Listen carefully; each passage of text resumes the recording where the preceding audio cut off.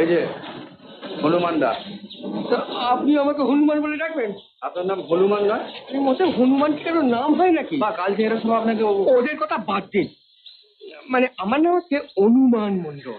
হনুমান? হ্যাঁ, ব্যাপারটা কি হয়েছে জানেন? আমি যখন জমেছিলাম না, হ্যাঁ। সকলে আমাকে মরা অনুমান করেছিল। ও, আচ্ছা। সেই থেকে আমার নাম হয়ে গেল হনুমান। তা, কি জিজ্ঞেস করছিলাম যে কালকে কি কথাবার্তা হলো? বলছেন তো চাকরি করতে। ও, বলছেন বুঝি? ব্যাস, তবে তো হয়ে গেল। হয়ে গেল কেন? মানে আমার চাকরিটা গেল। আরে না না, আপনার চাকরি যাবে কেন? আপনাকে রেখে যদি আমাকে রাখা সম্ভব হয় তাহলে আমি আছি। একটু দেখবেন কি? আরেকটা কথা বলছিলাম, এখানে চাকরি করা কিন্তু খুব সহজ হবে না। কেন বলুন তো? ওই যে ছুচি ম্যাম স্যার। সুচি ম্যাম স্যার? হ্যাঁ, ছুচি ম্যাম স্যার, ওই যে সুচরিতা, যে কারো গাড়িতে বসছিল আর কি। ও